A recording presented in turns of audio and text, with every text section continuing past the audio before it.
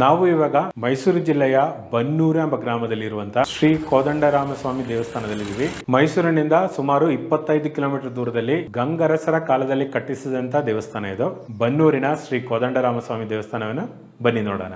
ಹರಿ ಓಂ ಗಣಾನಾನ್ತ್ವಾಂ ಗಣಪತಿಗಂ ಹವಾಮಹೇ ಕವಿಂ ಕವೀನಾಮಪವಶ್ರವಸ್ತಮಂ ಜ್ಯೇಷ್ಠರಾಜಂ ಬ್ರಹ್ಮಣಸ್ಪತ ಆನಶೃಣ್ವನ್ನೋತಿಭಿಸ್ಸೇದಸಾದನಂ ಭಾಗಣಪತಿಯೇ ನಮಃ. ರಾಮಾಯ ರಾಮಭದ್ರಾಯ ರಾಮಚಂದ್ರಾಯ ವೇಧಸೆ ರಘುನಾಥಾಯ ನಾಥಾಯ ಸೀತಾಯ ಪತಯೇ ನಮಃ. ವೀಕ್ಷಕರೇ, ದೂರದರ್ಶನ ವೀಕ್ಷಕರಿಗೂ ನಮಸ್ಕಾರ. ನಾನು ಈ ದೇವಸ್ಥಾನದ ಪ್ರಧಾನ ಅರ್ಚಕ. ನನ್ನ ಹೆಸರು ಕೃಷ್ಣಸ್ವಾಮಿ ಅಂತ. ಇದು ಬನ್ನೂರು ಬಹಳ ಇತಿಹಾಸವಾಗಿರ್ತಕ್ಕಂಥ ಇದು. ಮತ್ತು ಇಲ್ಲಿ ಕೋದಂಡರಾಮಸ್ವಾಮಿ ದೇವಸ್ಥಾನ ಬಹಳ ಪ್ರಧಾನವಾಗಿ ಕೋದಂಡರಾಮಸ್ವಾಮಿ ದೇವಸ್ಥಾನ ಇದೆ. ಈ ದೇವಸ್ಥಾನದ ಹಿನ್ನೆಲೆ ಏನಿದೆ ಅಂತ ಮೊದಲು ನಿಮಗೆಲ್ಲ ಹೇಳ್ತೀನಿ. ಇಲ್ಲಿ ಇದು ಮುಖ್ಯವಾಗಿ ಬನ್ನೂರು ಇದು ಹಸಿ ಭತ್ತ ಬಿಸಿಬೆಲ್ಲ ಅಂತ. ಯಾಕೆಂದರೆ ಯಾವ ಕಾಲದಲ್ಲೂ ಹಸಿ ಭತ್ತ ಸಿಕ್ಕತ್ತೆ ಮತ್ತು ಬಿಸಿಬೆಲ್ಲ ಸಿಕ್ಕತ್ತೆ ಅನ್ನೋದಕ್ಕೆ ಹಸಿ ಭತ್ತ ಬಿಸಿಬೆಲ್ಲ ಅಂತಕ್ಕಂಥದ್ದು ನಮ್ಮ ಬನ್ನೂರಿಗೆ ಪ್ರತೀತಿಯಾಗಿರ್ತಕ್ಕಂಥ ಬಹಳ ಹೆಸರುವಾಸಿಯಾಗಿರ್ತಕ್ಕಂಥ ಒಂದು ಹೆಸರು. ವಿಜಯನಗರ ಸಾಮ್ರಾಜ್ಯದಲ್ಲಿ ಶ್ರೀ ಕೃಷ್ಣದೇವರಾಯರ ರಾಜಗುರುವಾದಂಥ ಶ್ರೀ ವ್ಯಾಸರಾಯರು ಹುಟ್ಟಿದಂಥ ಸ್ಥಳ ಇದು ಬನ್ನೂರು. ಕಾವೇರಿ ನದಿ ತೀರದಲ್ಲಿರುವ ಬನ್ನೂರು ಕೃಷಿ ಪ್ರಧಾನವಾದ ಊರಾಗಿದ್ದು ಸದಾ ಹಸಿರಿನಿಂದ ಕೂಡಿರುತ್ತದೆ. ಬನ್ನೂರಿನ ಮುಖ್ಯ ಬೆಳೆಗಳು ಅಕ್ಕಿ ಮತ್ತು ಕಬ್ಬು ಆದ ಕಾರಣ ಈ ಊರನ್ನು ಹಸಿ ಭತ್ತ ಬಿಸಿ ಬೆಲ್ಲದ ತವರು ಎಂದು ಕರೆಯಲಾಗುತ್ತದೆ.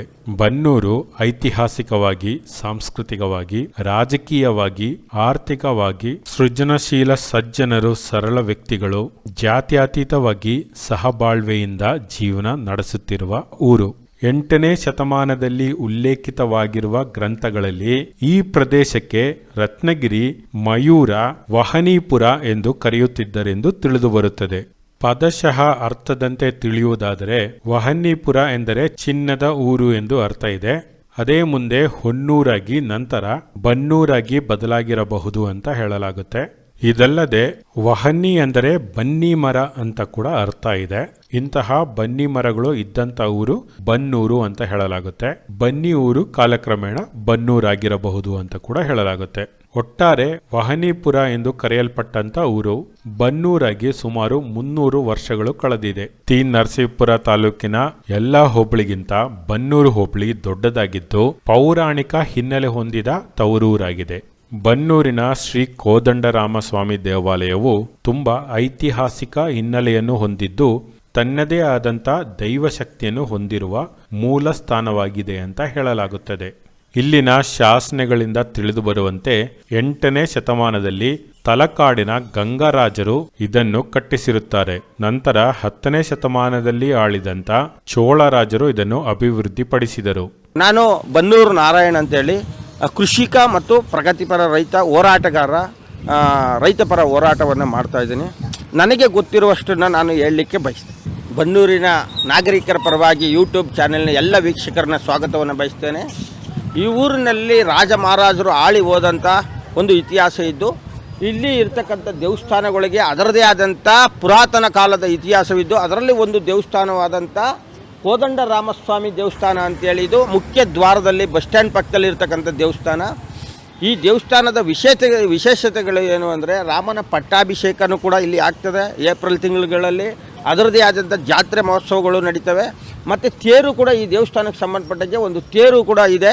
ಈ ತೇರಿನ ವಿಶೇಷತೆ ಏನು ಅಂದರೆ ಇದು ಏಪ್ರಿಲ್ ತಿಂಗಳಿನಲ್ಲಿ ರಾಮದೇವರನ್ನ ತೇರಿನ ಉತ್ಸವವನ್ನು ರಾಜಬೀದಿಗಳಲ್ಲಿ ಮಾಡ್ತೀವಿ. ಎರಡನೇದಾಗಿ ಫೆಬ್ರವರಿ ಅಥವಾ ಮಾರ್ಚ್ ತಿಂಗಳಿನಲ್ಲಿ ನಮ್ಮ ಯಾಮದ್ರಮ್ಮ ಜಾತ್ರೆ ಅಂತೇಳಿ 16,000 ಜನರು ಸೇರುವಂಥ ಒಂದು ಜಾತ್ರೆ. ಈ ಜಾತ್ರೆಯ ವಿಶೇಷತೆ ಏನು ಅಂದರೆ ಜಾತ್ಯತೀತ ಜಾತ್ರೆ, ಎಲ್ಲ ಜಾತಿಗಳ ಜನಾಂಗದವರು ಸೇರಿ ಮಾಡ್ತಕ್ಕಂಥ ಒಂದು ಜಾತ್ರೆಯ ವಿಶೇಷತೆ ಇದು. ಎಲ್ಲ ಜನಾಂಗದವ್ರಿಗೂ ಪ್ರಮುಖ ಒಂದು ಉತ್ಸವ ಮೂರ್ತಿಯನ್ನು ಕೊಟ್ಟು ಯಾಮದ್ರಮ್ಮ ಜಾತ್ರೆಯನ್ನು ಮಾಡ್ತೇವೆ. ಅದರಲ್ಲೇ ಪಕ್ಕದಲ್ಲಿರ್ತಕ್ಕಂಥ ಒಂದು ಕೋದಂಡರಾಮಸ್ವಾಮಿ ದೇವಸ್ಥಾನ. ಈ ದೇವಸ್ಥಾನ ರಾಜ ಮಹಾರಾಜರ ಕಾಲದ ಹಿಂದಿನ ಕಾಲದಲ್ಲಿ ರಾಮಾನುಜಾಚಾರ್ಯರು ಇದ್ದಂಥ ಕಾಲದಲ್ಲೇ ನಿರ್ಮಾಣವಾಗಿರ್ತಕ್ಕಂಥದ್ದು. ಅನಂತರ ಕಾಲದಲ್ಲಿ ಚೋಳರು ಇದನ್ನು ಅಭಿವೃದ್ಧಿಪಡಿಸಿ ಮುಂದುವರಿಸಿ ರಾಜ ಮಹಾರಾಜರ ಕಾಲದಿಂದನೂ ಮುಂದುವರಿಸಿ ಪೂಜೆ ಮಾಡ್ಕೊಂಡು ಬಂದಂಥ ಇತಿಹಾಸ ಇರ್ತಕ್ಕಂಥ ದೇವಸ್ಥಾನ.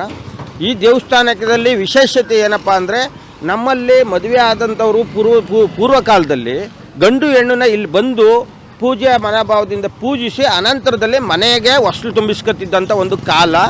ಜೊತೆಗೆ ಯಾರು ತೀರೋದ್ರೂ ಸಹ ಇಲ್ಲಿ ಅವರ ಉತ್ತರ ಕ್ರಿಯಾದಿಯನ್ನು ಮಾಡಬೇಕಾದ್ರೆ ಇಲ್ಲಿ ದೇವಸ್ಥಾನಕ್ಕೆ ಗುರುಗಳನ್ನ ಭೇಟಿ ಮಾಡಿ ಅಲ್ಲಿ ಶಾಸ್ತ್ರವನ್ನು ಕೇಳಿ ಆ ಕಾಲವನ್ನು ನಿರ್ಮಾಣ ಮಾಡಿ ಉತ್ತರ ಕ್ರಿಯಾದಿ ಅಂತ ಮಾಡ್ತಾರೆ. ಮತ್ತು ಮಕ್ಕಳು ಜನನವಾದರೂ ಸಹ ವಧುವರರಿಗೆ ಆ ಮಕ್ಕಳು ಜನನವಾದಂಥ ಸಂದರ್ಭದಲ್ಲಿ ಕೂಡ ಗುರುಗಳನ್ನ ಭೇಟಿ ಮಾಡಿ ಆ ಶಾಸ್ತ್ರೋತ್ತರವಾಗಿ ಅವರ ನಾಮಕರಣವನ್ನು ಮಾಡಲಿಕ್ಕೆ ಅನುವು ಮಾಡಿಕೊಡ್ತಾರೆ. ಗುರುಗಳು ಏನು ಹೇಳ್ತಾರೆ ಅದನ್ನು ಈ ಭಾಗದ ಜನರು, ನಾಗರಿಕರು, ಭಕ್ತಾದಿಗಳು ಕೇಳಿ ಪೂಜ್ಯ ಮನೋಭಾವದಿಂದ ಇಲ್ಲಿ ಪೂಜಿಸುವಂಥ ಒಂದು ಇತಿಹಾಸ ಇರತಕ್ಕಂಥ ದೇವಸ್ಥಾನ. ನೋಡಿ, ಇದು ದೀಪಸ್ತಂಭ ಅಂತ ಹೇಳ್ತಾರೆ. ಧ್ವಜಸ್ತಂಭ ಅಲ್ಲ, ದೀಪಸ್ತಂಭ ಅಂದರೆ ಗರುಡಗಂಬ ಅಂತ ಹೇಳ್ತಾರೆ. ಗರುಡಗಂಬ ದೀಪಸ್ತಂಭ ಅಂತ ಹೇಳ್ತಾರೆ. ಇದು ರಾಮದೇವತೆ ಹೇಮಾದ್ರಮ್ಮನ ದೇವಸ್ಥಾನ. ಇದು ವರ್ಷದಲ್ಲಿ ಒಂದು 10 ದಿನ ಮಾತ್ರ ದೇವಸ್ಥಾನದ ಭಾಗ ತೆಗಿತಾರೆ. ದೇವಸ್ಥಾನದ ವಿಗ್ರಹ ಹೊರಗಡೆ ಇರುತ್ತೆ, ಚಿನ್ನದ ವಿಗ್ರಹ ಆಗಿರೋದ್ರಿಂದ ಜಾತ್ರೆ ಟೈಮ್ ಮಾತ್ರ ತಂದು ಅದನ್ನು ಪೂಜಿಸ್ತಾರೆ. ಜಾತ್ರೆ ಆದಮೇಲೆ ತಗೊಂಡು ತಿರ್ಗಿ ಟ್ರೆಷಲ್ಲಿ ಇಟ್ಬಿಡ್ತಾರೆ.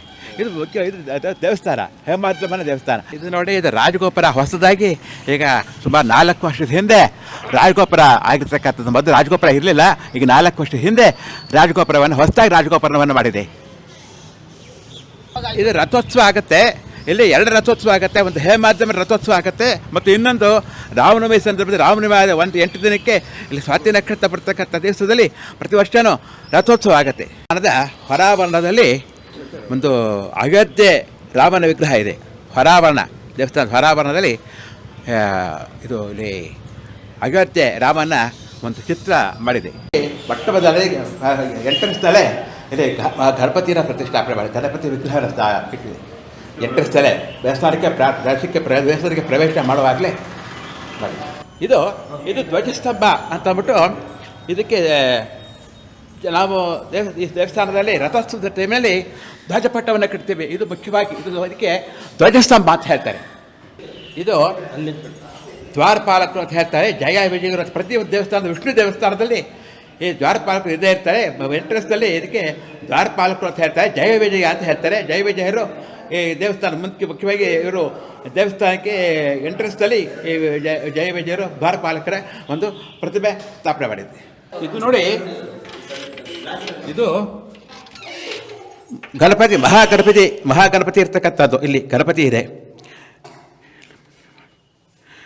ಇಲ್ಲಿ ಮುಖ್ಯವಾಗಿ ಇಲ್ಲಿ ಪ್ರಾಣದೇವರು ಅಂದರೆ ಆಂಜನೇಯ ಹೇಳ್ತಾರೆ. ಆಂಜನೇಯ ಸ್ವಾಮಿ ವ್ಯಾಸರಾಯರು ಪ್ರತಿಷ್ಠಾಪನೆ ಮಾಡಿರ್ತಕ್ಕಂಥ ಅವರದ ಅಮೃತ ಹಸ್ತದಿಂದ ಪ್ರತಿಷ್ಠಾಪನೆ ಮಾಡಿರ್ತಕ್ಕಂಥ ಇದು ವ್ಯಾಸರಾಯರು ಪ್ರಾಣದೇವರು ಮುಖ್ಯವಾಗಿದೆ. ಇದು ಬನ್ನೂರಿನಲ್ಲಿ ಏನಪ್ಪ ಅಂದರೆ ಮುಖ್ಯವಾಗಿ ವ್ಯಾಸರಾಯರು ಹುಟ್ಟಿದ ಸ್ಥಳದಲ್ಲಿ ಒಟ್ಟಬದಲಾಗಿ ಜನ್ಮಭೂಮಿ ಆಂಜನೇಯ ಅಂತ ಒಟ್ಟಬದಲು ಅವರ ಹುಟ್ಟಿದ ಸ್ಥಳದಲ್ಲಿ ಜನ್ಮಭೂಮಿ ಆಂಜನೇಯ ಅಂತ ಮಾಡ್ತಿದ್ದೇವೆ. ಇದು ಈ ಬನ್ನೂರಿನಲ್ಲಿ ಇದು ಒಟ್ಟು ವ್ಯಾಸರಾಯರು 747 ಆಂಜನೇಯನ ಥೌಟ್ ಇಂಡಿಯಾ ಅವರು ತಮ್ಮ ಅಮೃತ ಹಸ್ತ ಪ್ರತಿಷ್ಠಾಪನೆ ಆಗ್ತಾರೆ. ಇದು 2ನೇ ಆಂಜನೇಯ. ಇದು ವೇಣುಗೋಪಾಲ ಸ್ವಾಮಿ ಅಂತ ಕೃಷ್ಣನ ವಿಗ್ರಹ. ಇದು ಇಲ್ಲಿ ನೋಡಿ, ಇಲ್ಲಿ ಬನ್ನಿ. ಇದು ದಶಾವತಾರ: ಮತ್ಸ್ಯ, ಕೂರ್ಮ, ವರಾಹ, ನರಸಿಂಹ, ವಾಮನ, ಪರಶುರಾಮ, ಶ್ರೀರಾಮ, ಕೃಷ್ಣ, ಬಲರಾಮ ಮತ್ತು ಕಲ್ಕಿ ಅವತಾರ ಇರ್ತಕ್ಕಂಥದ್ದು. ಇದು ಆಳ್ವಾರ್ ಅಂತ ಹೇಳ್ತಾರೆ. ಇವರು ನಮ್ಮ ಆಳ್ವಾರ್ ಅಂತಕ್ಕಂಥವ್ರು ನಮ್ಮ ನಮ್ಮ ಅಂದರೆ ನಮ್ಮ ರಾಮಾನುಜಾಚಾರ್ಯನ ಹೆಸರನ್ನ ಕೇಳಿದ್ದೀರಾ? ರಾಮಾನುಜಾಚಾರ್ಯ ಹಿಂದಿನ ತಲೆಮಾರಿನವರು ಈ ರಾಮಾಳ್ವಾರರು. ಇದು ಮುಖ್ಯವಾಗಿ ರಾಮಾನುಜಾಚಾರ್ಯರ ವಿಗ್ರಹ. ಇದು ರಾಮಾನುಜಾಚಾರ್ಯ ವಿಗ್ರಹ. ಇದು ವೇದಾಂತ ದೇಶಿಕರ ಅಂತಕ್ಕಂಥ ವಿಗ್ರಹ. ವೇದಾಂತ ದೇಶಿಕರ ಅಂತಕ್ಕಂಥ ವಿಗ್ರಹ. ಇಲ್ಲಿ ಬನ್ನಿ, ಒಳ್ಳೆ ಬನ್ನಿ, ಬಿಟ್ಬಿಟ್ಟು ತಗೊಳ್ಳಿ. ಇದು ಪ್ರಧಾನ ದೇವತೆ ಕೋದಂಡರಾಮ. ಈ ಕಡೆ ಸೀತಾರಾಮನವರು, ಈ ಕಡೆ ಲಕ್ಷ್ಮಣ ಸ್ವಾಮಿ, ಕೆಳಗಡೆ ಆಂಜನೇಯ ಇದ್ದಾರೆ, ಕೆಳಗಡೆ ಗರುಡ ಇದ್ದಾರೆ. ಇದು ಗರುಡ. ಇಲ್ಲಿ ಕೆಳಗಡೆ ಪ್ರತಿಷ್ಠಾಪನೆ ರಾಮಾನುಜಾಚಾರ್ಯ ಮಾಡಿರೋದಾರ. ಇದು ವ್ಯಾಸರಾಯ ಮಾಡಿದ್ರು. 500ನೇ ಶತಮಾನ, 15ನೇ ಶತಮಾನ. ಜನಾರ್ದನ ಕೋದಂಡರಾಮ ಅಂತ ಹೇಳ್ತಾರೆ. ಮೊದಲು ಕೇಶವ ಸ್ವಾಮಿ ಅಂತ ಇದ್ರು ಅಂತ ಹೇಳ್ತಾರೆ. ಇಲ್ಲಿ ಅದು ಸರಿಯಾಗಿ ನಮಗೆ ಅದರ ವಿಚಾರ ಕರೆಕ್ಟ್ ಇರ್ತಿಲ್ಲ. ಆದರೆ ಇದು ಕೇಶವ ಸ್ವಾಮಿ ಇರ್ತಕ್ಕಂಥದ್ದು ಏನಾಗಿತ್ತು ಗೊತ್ತಾ, ವಿಗ್ರಹ ಶಿಥಿಲವಾಗಿತ್ತೋ ಏನೋ ಗೊತ್ತೋ, ಅದನ್ನು ತೆಗೆದುಬಿಟ್ಟು ಅದೇ ಸ್ಥಳದಲ್ಲಿ ವ್ಯಾಸರಾಯ ತಮ್ಮ ಅಮೃತ ಹಸ್ತದಿಂದ ಇಲ್ಲಿ ಕೋದಂಡರಾಮನ ಪ್ರತಿಷ್ಠಾಪನೆ ಮಾಡಿರ್ತಕ್ಕಂಥ ಪ್ರತೀತಿ ಇದೆ. ಇದು ಮೆರವಣಿಗೆ ಉತ್ಸವಕ್ಕೆ ಹೋಗ್ತಕ್ಕಂಥ ಉತ್ಸವ ದೇವರು ರಾಮ, ಲಕ್ಷ್ಮಣ, ಸೀತೆ, ಆಂಜನೇಯ. ಈ ರಾಮ ಮತ್ತೆ ಆಂಜನೇಯ ಇದೆಯಲ್ಲ, ಇದೆರಡು ತುಂಬಾ ಹಳೆ ವಿಗ್ರಹನೇ. ಪಂಚಲೋಗದ್ದು, ಪುರಾತನ ಕಾಲದ್ದು. ಉತ್ಸವ ಮೂಲಗಿಂತ ಉತ್ಸವ ಮೂರ್ತಿನೇ ತುಂಬಾ ಹಳೆ. ಮುಂಚೆ ಅದಕ್ಕಿಂತ ಇದು ಪೂಜೆ ಮಾಡ್ತಾ ಇದ್ದಿದ್ದು. ಮುಂಚೆ ಆಗ ನಮ್ಮ ತಾತನ ಕಾಲದ ಮುತ್ತಾತನ ಕಾಲದಲ್ಲಿ ಇದೇ ಪೂಜೆ ಮಾಡ್ತಾ ಇದ್ದಿದ್ದು. ಅದು ಪ್ರತಿಷ್ಠಾಪನೆ ಆದ್ಮೇಲೆ ಇದು ಮೆರವಣಿಗೆ ಹೋಗುತ್ತೆ. ಇದು ಮತ್ತೆ ಇದು ನಿಮ್ಗೆ ಈ ಮುಖದಲ್ಲೇ ಗೊತ್ತಾಗುತ್ತೆ. ಹೌದು, ಇದೆಲ್ಲ ಪಂಚಲೋಹ ಚಿನ್ನ ಎಲ್ಲ ಮಿಕ್ಸ್ ಆಗಿದೆ. ಈ ಮೂರ್ತಿಯ ವಿಶೇಷತೆ ಏನಂದರೆ, ಬನ್ನೂರಿನ ಸಾರ್ವಜನಿಕರೆಲ್ಲ ಸೇರಿ ಅವರ ಒಂದೊಂದು ಕುಟುಂಬದವರು ಸಹ ಬನ್ನೂರು ಇತಿಹಾಸ ಇರತಕ್ಕಂಥ ರಾಜಬೀದಿ ಅಂತಲೇ ಇದ್ದಾವೆ ಕೆಲವು. ಆ ರಾಜಬೀದಿಗಳಲ್ಲಿ ಒಂದು ಹಬ್ಬ, ಹುಣ್ಣಿಮೆ ಮತ್ತು ಶ್ರಾವಣ ಮಾಸ, ದೀಪಾವಳಿ ಇಂಥ ಸಂದರ್ಭದಲ್ಲಿ ಆ ಕುಟುಂಬದವರು ಮತ್ತು ಸಾರ್ವಜನಿಕರ ಜೊತೆ ಸೇರಿ ಆ ರಾಜಬೀದಿಗಳಲ್ಲಿ ಮಂಟಪದ ಮುಖಾಂತರ ಅದರ ಹೆಗಲ ಮೇಲೆ, ಆಗಿನ ಕಾಲದಲ್ಲಿರಲಿಲ್ಲ, ಅದರ ಹೆಗಲ ಮೇಲೆ ಗಳಗಳನ್ನು ಕಟ್ಕೊಂಡು ಒತ್ಕೊಂಡೋಗಿ ಆ ರಾಜಬೀದಿಯ ಕುಟುಂಬಗಳು ಪೂಜೆ ಮಾಡಿಸಿ ಸಾರ್ವಜನಿಕರೆಲ್ಲ ಮತ್ತೆ ತಂದು ಅದನ್ನು ದೇವಸ್ಥಾನದಲ್ಲೇ ಪ್ರತಿಷ್ಠಾಪನೆ ಮಾಡ್ತಿದ್ರು. ಆ ಸಂದರ್ಭದಲ್ಲಿ ಪ್ರತಿದಿನ ನಾವು ಮಕ್ಕಳಾಗಿದ್ದಾಗ, ನಮ್ಮ ತಂದೆಯವ್ರ ಮಕ್ಕಳಾಗಿದ್ದಾಗ ಕೂಡ ಇಲ್ಲಿ ಪ್ರಸಾದದ ವಿಶೇಷತೆ ಇರೋದ್ರಿಂದ ಪುಳಿಯೋಗರೆ ಕೊಡೋರು ಅದೊಂದು ದೊಡ್ಡ ವಿಶೇಷತೆ. ಬನ್ನೂರಿನಲ್ಲಿ ರಾಮದೇವ್ರ ದೇವಸ್ಥಾನದ ಪುಳಿಯೋಗರೆ ಅಂದರೆ ಮಕ್ಕಳಿಂದ ದೊಡ್ಡವರು ಮುದುಕಿ ಅಜ್ಜಿ ಇರೋವರೆಗೂ ಅದು ಒಂದು ವಿಶೇಷತೆ. ಅದನ್ನು ಹಂಚಲಿಕ್ಕೆ ಭಾಳ ಖುಷಿ ಪಡ್ತಿದ್ರು ಮತ್ತು ಅದನ್ನು ತಿನ್ನಲಿಕ್ಕೂ ಭಾಳ ಖುಷಿ ಪಡ್ತಿದ್ರು. ಪ್ರಸಾದವನ್ನು ಮನೆಗೂ ಸಹ ಸ್ವಲ್ಪ ತಗೊಂಡೋಗಿ ಹಂಚ್ಕೊಂಡು ತಿನ್ನುವಂಥ ಒಂದು ಇತಿಹಾಸ ಇರತಕ್ಕಂಥ ಇದೊಂದು ಮೂರ್ತಿ ಉತ್ಸವ. ಇದು ರಾಮಾಯಣ ಎಲ್ಲ ಪೂರ್ತ ರಾಮಾಯಣ ಇದರಲ್ಲಿದೆ. ನಮ್ಮ ಸಂಬಂಧಪಟ್ಟಿರೋರು ಮಾಡಿರ್ತಕ್ಕಂಥದ್ದು ಈಶ್ವರದಂತ ರಾಮಾಯಣ ಪೂರ್ತ ಇದೆ. ಇದು ರಂಗನಾಥದ್ದು ಇತ್ತೀಚೆಗೆ ಹೊಸದಾಗಿ ಪ್ರತಿಷ್ಠಾಪನೆ ಆಗಿರ್ತಕ್ಕಂಥ ದೇವರು. ಈಗ ಸುಮಾರು 8 ತಿಂಗಳ ಹಿಂದೆ ಈ ದೇವರ ಪ್ರತಿಷ್ಠಾಪನೆ ಯಾರೋ ಒಬ್ಬರು ಭಕ್ತಾದಿಗಳು ತಮ್ಮ ಬನದೇವರ ಹೆಸರಾಗಿ ಇಲ್ಲಿ ರಂಗನಾಥನ ಪ್ರತಿಷ್ಠಾಪನೆ, ಸುಧಾಗಿ ರಂಗನಾಥ ಪ್ರತಿಷ್ಠಾಪನೆ ಮಾಡಿರ್ತಕ್ಕಂಥ ರಂಗನಾಥ ಸ್ವಾಮಿ. ಇತಿಹಾಸ ಏನು ಹೇಳುತ್ತೆ ಅಂದರೆ, ಎಲ್ಲೇ ನೀರಿಲ್ಲ ಅಂದರೂ ನಮ್ಮ ಊರಿಗೆ ಬರಬೇಕಾದ್ರೆ ನೀರು ದಾಟ್ತಾನೆ ನಮ್ಮ ಊರ ಒಳಗಡೆ ಬರೋಕ್ಕಾಗಲ್ಲ ಅಂಥ ನಾಡು ಇದು. ಆ ನಾಡಿನಲ್ಲಿ ವಿಶೇಷತೆ ಏನು ಅಂದರೆ, ಯಾವುದೇ ಭಕ್ತಾದಿಗಳು ಯಾರಿಗೂ ಗೊತ್ತಿಲ್ಲದಂಗೆ ಅವರ ಅನಿಸಿದ್ದನ್ನು ದೇವಸ್ಥಾನಕ್ಕೆ ಮಾಡಬೇಕಾದ್ರೆ ಅಥವಾ ಇನ್ಯಾರಿಗೆ ಮಾಡ್ಬೇಕಾದ್ರೆ, ಪುಣ್ಯ ಕೆಲಸ ಮಾಡ್ಬೇಕಾದ್ರೆ ಯಾರಿಗೂ ಗೊತ್ತಾಗಲ್ಲ. ಅದಕ್ಕೆ ವಿಶೇಷತೆ ಏನಂದರೆ, ಈಗ ತಾನೇ ಪುರಸ್ವಾಮಿ ಅವ್ರನ್ನ ನಾನು ಕರೆದೆ ಈ ದೇವಸ್ಥಾನ ನಿರ್ಮಾಣ ಮಾಡೋದಂತ ನಿರ್ಮಿಸಿಕೊಟ್ಟಂಥವ್ರ ಭಕ್ತಾದಿನ. ಅವರು ನನಗೇನು ಬೇಡಿ ಅಂತ ಹೇಳಿದ್ರು. ಅದಕ್ಕೋಸ್ಕರ ಅವ್ರ ಪರವಾಗಿ ನಾನೇ ಹೇಳಲಿಕ್ಕೆ ಇಷ್ಟಪಡ್ತೀನಿ. ಇತ್ತೀಚಿನ ದಿನದಲ್ಲಿ ಇದು ನಿರ್ಮಾಣವಾದಂಥ ದೇವಸ್ಥಾನ. ಇದು ಸೇನೆಪೇತಳ್ಳಿಯ ಪುರಸ್ವಾಮಿ ಅನ್ನೋರು ಕಟ್ಟಿಸಿದಂಥ ದೇವಸ್ಥಾನ. ಇದು ನಾವೆಲ್ಲ ಬದಲು ಹೋಗ್ಬೇಕಾದ್ರೆ ಶ್ರೀರಂಗಪಟ್ಟಣಕ್ಕೆ ಹೋಗಿ ರಂಗಸ್ವಾಮಿಯ ದರ್ಶನವನ್ನು ಪಡಿಬೇಕಾಯಿತು. ಈಗ ಈ ಭಾಗದಲ್ಲಿ ನಮ್ಮ ಬನ್ನೂರು ಹೋಬಳಿಯ ಭಾಗದವರೆಲ್ಲ ನಾವು ಇಲ್ಲೇ ಈ ರಂಗಸ್ವಾಮಿಯ ದೇವಸ್ಥಾನವನ್ನು ನೋಡಿ ಪೂಜಿಸ್ಬೋದು, ಇಲ್ಲಿಯೇ ನಮ್ಮ ಒಂದು ನಮನವನ್ನು ಸಲ್ಲಿಸ್ಬೋದು. ಇದೊಂದು ವಿಶೇಷತೆ. ಇದು ವಿಶೇಷತೆ ಏನಪ್ಪ ಅಂದರೆ, ಕೃಷ್ಣಶಿಲೆಯಿಂದ ಕೆತ್ತನೆ ಮಾಡಿರ್ತಕ್ಕಂಥ ಮೂರ್ತಿ. ಇದು ಭಾಳ ಚೆನ್ನಾಗಿ ಮೂಡು ಬಂದಿದೆ. ಭಕ್ತಾದಿಗಳಿಗೆ ಆಕರ್ಷಣೆಯಾಗಿ ಒಂದು ರೀತಿಯಲ್ಲಿ ಪೂಜ್ಯ ಮನೋಭಾವ ಮೂಡುವಂಥ ಒಂದು ವಿಶೇಷತೆ ಇರೋದ್ರಿಂದ ಮತ್ತೊಂದು ಮೆರುಗು ನಮ್ಮ ಕೋದಂಡರಾಮಸ್ವಾಮಿ ದೇವಸ್ಥಾನಕ್ಕೆ ಬಂದು ಸೇರಿರ್ತಕ್ಕಂಥದ್ದು ವಿಶೇಷತೆ. ಇದು ನೋಡಿ, ದೇವಸ್ಥಾನದ ಮುಖ್ಯ ನೀರಿನ ಬಳಕೆ ಮಾಡಲಿಕ್ಕೋಸ್ಕರ ಇತಿಹಾಸ ಪೂರ್ವದಲ್ಲೇ ದೇವಸ್ಥಾನದ ತೀರ್ಥ ಪ್ರಸಾದಕ್ಕೆ ಮತ್ತು ದೇವ್ರನ್ನ ತೊಳೆಯಲಿಕ್ಕೋಸ್ಕರ ಪ್ರತಿನಿತ್ಯ ಉಪಯೋಗಿಸ್ತದಂಥ ಬಾವಿ. ಪುರಾತನ ಕಾಲದಲ್ಲೇ ಎಷ್ಟು ಬುದ್ಧಿ ಉಪಯೋಗಿಸಿ ಈ ಒಂದು ಕಾರ್ಯವನ್ನು ನೆರವೇರಿಸಿದರೆ. ಎಲ್ಲೂ ಹೊರಗಡೆ ಹೋಗಬಾರ್ದು ನೀರು ತರಲಿಕ್ಕೆ ಅಂತೇಳಿ. ಈ ವಿಶೇಷತೆ ಏನು ಅಂದರೆ, ಯಾವುದೇ ಬರಗಾಲದಲ್ಲೂ ಸಹ ಇಲ್ಲಿ ನೀರು ಬತ್ತು ಹೋಗಿರುವ ಇತಿಹಾಸವೇ ಇಲ್ಲ. ಎನಿ ಟೈಮ್ ನೀರು ಎಂಥ ಕಾಲದಲ್ಲೂ ಕೂಡ ಸಿಗ್ತಾ ಇರುತ್ತೆ. ಇದೊಂದು ದೇವಸ್ಥಾನದ ವಿಶೇಷತೆ.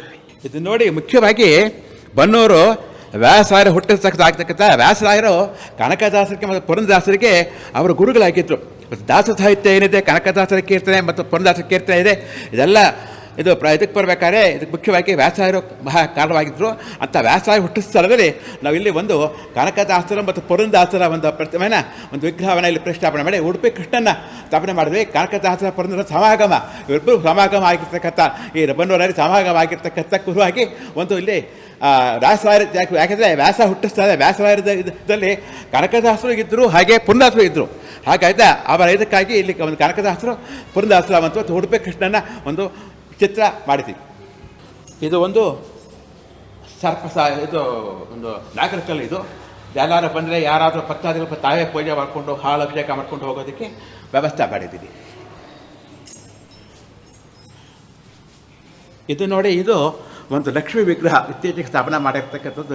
ವಿಗ್ರಹ 2010ರಲ್ಲಿ ಸ್ಥಾಪನೆ ಮಾಡಿರ್ತಕ್ಕಂಥದ್ದು. ಇದು ಲಕ್ಷ್ಮೀ ವಿಗ್ರಹ.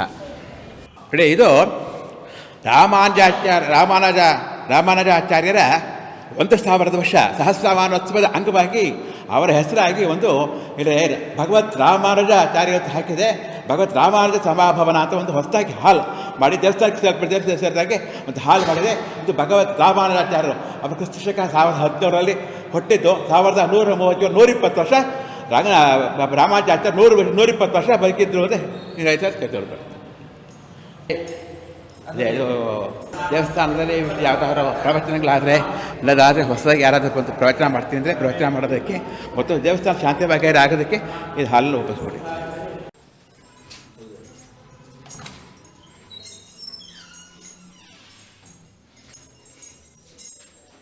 ಇದು ನೋಡಿ, ಇದು ಜನಾರ್ದನ ಸ್ವಾಮಿ. ಇದು ವಿದ್ಯಾರಣ್ಯರ ಕಾಲದಲ್ಲಿ ಸ್ಥಾಪನೆ ಆಗಿರ್ತಕ್ಕಂಥ ವಿಗ್ರಹ ಜನಾರ್ದನ ಸ್ವಾಮಿ.